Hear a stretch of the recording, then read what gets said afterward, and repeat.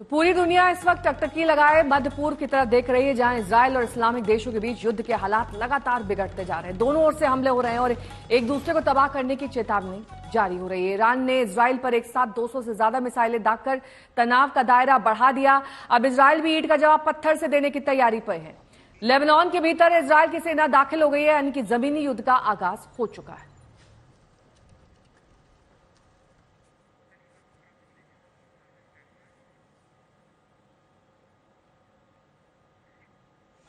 तो इस वक्त महायुद्ध में दो मोर्चे पूरी तरह से खुल चुके हैं। दोनों मोर्चों पर जबरदस्त एक्शन दिख रहा है। इजराइल ग्राउंड फाइट पर उतर आया है, लेबनान की सीमा में घुस चुका है और जमीनी युद्ध में इजरायली सेना के 8 जवानों की मौत भी हो चुकी है। उधर इजराइल पर भी मिसाइल बरस रहे हैं। अब लेबनान की तरफ से 200 से ज्यादा मिसाइलें दागने की खबर है। कूटनीतिक मोर्चों पर भी काफी हलचल दिख रही है। G7 देशों की बैठक हुई। G7 के देश इजराइल के साथ हैं। G7 इजराइल पर ईरान के हमले की निंदा की है। उधर ईरान के राष्ट्रपति मसूद कतर पहुंचे हैं। दोहा में उनकी कतर के शेख तमीम बिन हमाद अल थानी से मुलाकात हुई है, जो उन्होंने चेतावनी दी कि अमेरिका और यूरोप के देश आंख मूंद कर इजराइल का साथ ना दे। ईरान हर हमले का मुंहतोड़ जवाब देगा। ईरान के राष्ट्रपति एशिया कॉर्पोरेशन डायलॉग्स के देशों की बैठक में भी भाग लेंगे। ईरान के 200 मिसाइल दागने के बाद इजराइल ने यह साफ कर दिया कि हर हमले का करारा जवाब दिया जाएगा। दोनों देशों के बीच बारूदी घमासान से पहले जुबानी जंग तेज है। एक दूसरे को दोनों देश चेतावनी दे रहे हैं, तो अमेरिका न्यूक्लियर खतरे से आगाह करने लगा है।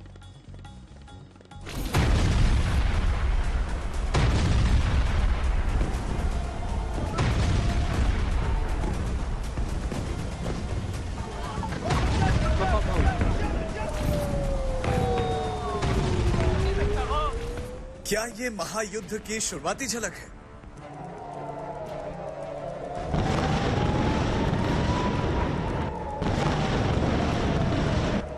क्या ईरान का 200 मिसाइलों से इजराइल पर हमला अब भयानक जंग की ओर जा रहा है?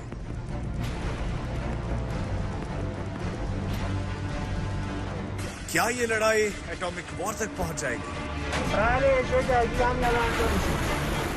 मध्य पूर्व में हालात काफी तनाव भरे हैं। वहां बारूदी बारिश हो रही है। इजराइल ने अपने लोगों को बचाने के लिए मिसाइल रॉकेट का मुंह दुश्मनों की ओर मोड़ दिया है। अपनी सेना को समझा दिया है कि दुश्मनों की खैर नहीं है। इसकी झलक दिख रही है। ईरान के 200 मिसाइलों के हमले के बाद इजराइल ने अब तक ईरान से बदला नहीं लिया है, लेकिन इशारा कर बता दिया है कि उनकी ये गलती उन पर बहुत भारी पड़ने वाली है। הבינו זאת, נסראללה ומוחסן לא הבינו זאת, וכנראה יש בטהרן אלה שלא מבינים זאת. הם יבינו. נעמוד בכלל שקבענו. מי שתוקף אותנו, אנחנו תוקפים אותו. इजराइल के आर्मी चीफ ने एक दिन पहले कहा कि उनका देश मिडिल ईस्ट में कहीं भी हमला कर सकता है। इससे पहले नेतन्याहू की चेतावनी आ चुकी है। इजराइल की ओर से लगातार ऐसी धमकी दी जा रही है, तो ईरान भी कह रहा है कि अब के इजराइल ने कुछ भी किया तो बड़े पैमाने पर इजराइल में तबाही मचाएगा। ईरान की सेना अपने मिसाइल हमले को कई गुना तीव्रता के साथ दोहराएगी। 27 सितंबर को हिजबुल्लाह चीफ नसरुल्लाह के मारे जाने के बाद से जंग की पटकथा लिखी जा रही है। लेबनान के बेरूत में मिसाइल दागकर इजराइल ने नसरुल्लाह को मार डाला। तब से मिडिल ईस्ट में देशों में तनाव काफी गहराया है। हालात ऐसे हो गए हैं कि परमाणु युद्ध की आहट तक होने लगी है। अमेरिकी राष्ट्रपति जो बाइडेन के एक बयान ने परमाणु युद्ध से जुड़ी चिंताएं बढ़ा दी। उन्होंने कहा कि ईरान बिल्कुल भटक चुका है, फिर भी वो ईरान के परमाणु केंद्रों पर किसी भी हमले का समर्थन नहीं करता। उनके लिए वार्ता के टेबल पर बैठने का समय है।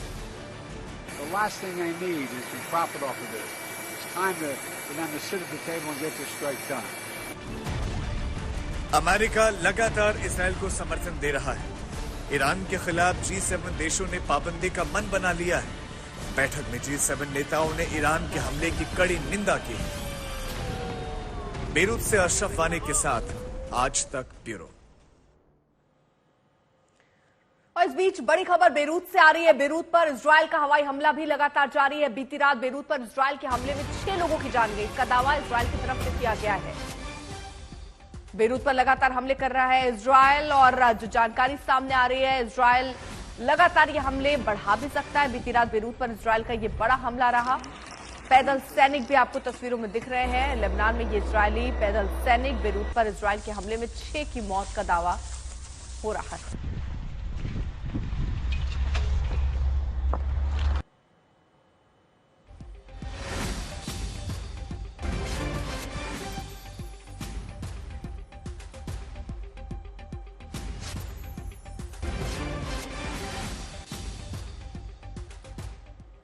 अशरफ वानी मेरे सहयोगी इस वक्त जुड़ गए हैं तमाम जानकारी के साथ। अशरफ, जिस तरीके से आप सुबह तस्वीरें भी दिखा रहे थे और आपकी एक रिपोर्ट भी हमने देखी, पूरे लेबनान में इस वक्त इजराइल के हमलों की दहशत है, लेकिन दूसरी तरफ एक और सच्चाई ये भी है कि जिस तरीके से इजराइल लगातार हमले कर रहा है, कहीं ना कहीं इजराइल की ये स्ट्रैटेजी है कि धीरे धीरे फेजेस में ये हमले किए जाएं, एक साथ मिसाइली हमलों से लेबनान को एक तरीके से संभलने का मौका भी मिल सकता है, लेकिन एक स्ट्रैटेजी है यहां पर इजराइल की जो दिख रही है।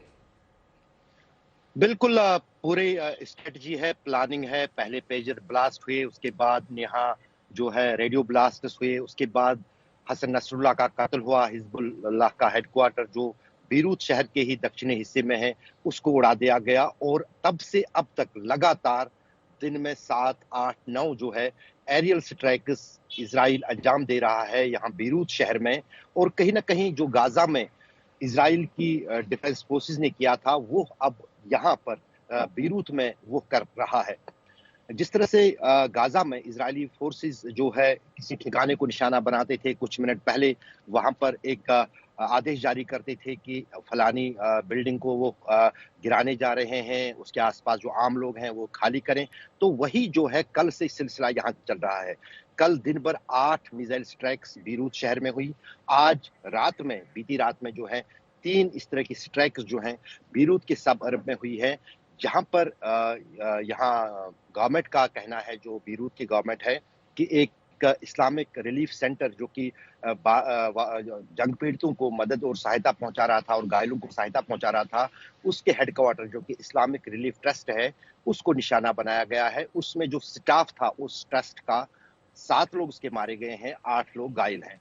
मैं सुबह दक्षिणी बीरूत में था, काफी तनाव है वहां पर, क्योंकि वहां पर खतरा मंडरा रहा है कब किस दिशा से इजराइल का मिसाइल फिर वार करेगा वहां पर। तो वहां पर जो है लोग भी नहीं हैं, लोग वहां से निकले हैं। उस बीच काफी महत्वपूर्ण ये भी है, खबरें आ रही हैं कि शुक्रवार कल, जबकि पूरे 7 दिन हो जाएंगे हिजबुल्लाह प्रमुख हसन नसरुल्लाह के मारे जाने को, उनका जो अंतिम यात्रा है, या हम जिसको कहें कि उनको दफनाया जाएगा शुक्रवार को, तो काफी स्थिति चिंताजनक है, क्योंकि हसन नसरुल्लाह सिर्फ हिजबुल्लाह के प्रमुख ही नहीं थे, वो एक बड़े धार्मिक नेता थे। इजराइल में उनके फॉलोअर्स हैं, उनके फॉलोअर्स जो हैं ईरान में हैं, सीरिया में हैं, इराक में हैं और लेबनान में तो है ही। जाहिर है कि जो भावनाएं यहाँ पर हिजबुल्लाह के लड़ाकों के साथ साथ शिया आबादी में खास तौर से उनके प्रति है, वो कहीं ना कहीं वो गुस्सा जो है हो सकता है कल सड़कों पर निकल आए, लेकिन उसको कोई मौका नहीं दे रही है यहाँ पर इजरायली सेना। जिस अंदाज से जो हिजबुल्लाह का गढ़ यहाँ बीरूत शहर में है, दक्षिणी बीरूत, उस पर लगातार हमले जो हैं पिछले 4-7 दिन से हो रहे हैं, और ठीक है उनमें कोई अशरफ, कमी आप नहीं जरा आई। रहिए साथ। इस बीच ये जो इजरायली पैदल सैनिक हैं वो लेबनान में कैसे घुसे हैं उसका एक वीडियो भी जारी किया गया है, और बताया जा रहा है कि 2 किलोमीटर अंदर तक फिलहाल वो घुस चुके हैं। ये भी समझिए कि 18 साल बाद अब ये सीधी लड़ाई जमीन पर आप देखेंगे हिजबुल्लाह की और इजरायली सेना की है। इजरायली पैदल सैनिक जो हैं वो आगे बढ़ते हुए नजर आ रहे हैं अलग अलग इलाकों में। ये तस्वीरें जो हैं वो दिखा रही हैं कि किस तरह मोर्चा संभाला हुआ है इजरायली सैनिकों ने। 2 किलोमीटर अंदर घुसने की खबर आ रही है, लेकिन दावे इजराइल की तरफ से भी हैं, दावे हिजबुल्लाह की तरफ से भी हैं। इजराइल जहां अपनी कामयाबी की बात करता हुआ नजर आ रहा है, हिजबुल्लाह ये कह रहा है कि हमने उनको पीछे खदेड़ दिया है। अशरफ हमारे साथ लगातार हमारे सहयोगी मौजूद हैं। अशरफ, देखिए वही बात की आखिरकार दावे दोनों तरफ से देखिए हो रहा है। इजराइल ये कह रहा है कि हम 2 किलोमीटर अंदर चले गए हैं, हिजबुल्लाह कह रहा है कि हमने उनके सैनिकों को ढेर किया और उनको पीछे खदेड़ दिया है। इस समय वस्तुस्थिति क्या है? अगर दक्षिणी लेबनान की बात की जाए अर्पिता, तो वहां पर पिछले 8 अक्टूबर 2023 से दोनों देशों के बीच में रॉकेटों का आदान प्रदान हो रहा था, एक दूसरे पर हमले हो रहे थे। लेकिन सोमवार को जब इजरायली सेना ने ये घोषणा की कि उन्होंने ग्राउंड इन्वेजन यानी जमीनी लड़ाई शुरू की और स्पेशल फोर्सेस उनके जो है दक्षिणी लेबनान में दाखिल हुए हैं, उसकी निंदा की है हिजबुल्लाह ने और कहा कि ऐसा नहीं हुआ।